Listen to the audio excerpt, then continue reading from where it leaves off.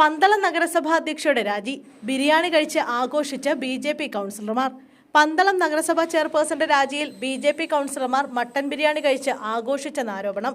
നഗരസഭാ അധ്യക്ഷയുടെ രാജിക്ക് പിന്നാലെ 18 കൗൺസിലർമാരിൽ 11 പേർ ഒത്തുചേർന്ന് മട്ടൻ ബിരിയാണി വിളമ്പി ആഘോഷിച്ചെന്നാണ് ആരോപണം. LDF അവിശ്വാസം കൊണ്ടുവരുന്നതിന്റെ തൊട്ട് തലേ ദിവസമായിരുന്നു രാജി.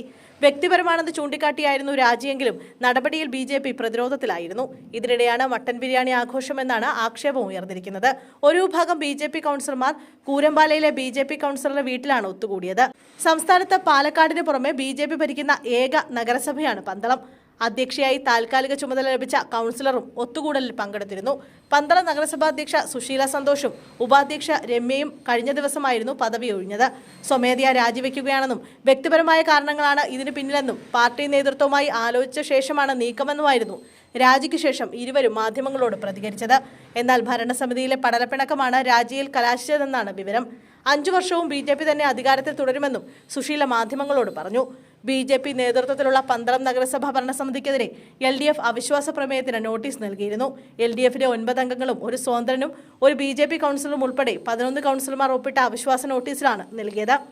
LDF-ലെ 9 കൗൺസിലർമാരും സ്വതന്ത്രൻ അഡ്വക്കേറ്റ് രാധാകൃഷ്ണൻ ഉണ്ണിത്താനും ബി.ജെ.പി. കൗൺസിലർ KV പ്രഭയും നോട്ടീസിൽ ഒപ്പുവെച്ചു.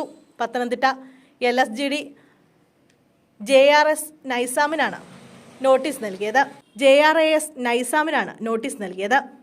ഭരണസമിതിയെ വിമർശിച്ചതിന് അടുത്തിടെ ബി.ജെ.പി. കൗൺസിലറായ KV പ്രഭയെ ബി.ജെ.പി. അംഗത്വത്തിൽ നിന്ന് നീക്കിയിരുന്നു. 33 അംഗ പന്തളം നഗരസഭയിലെ കക്ഷിനില ബി.ജെ.പി. 18, LDF 9, UDF 5, സ്വതന്ത്രൻ 1 എന്നിങ്ങനെയാണ്.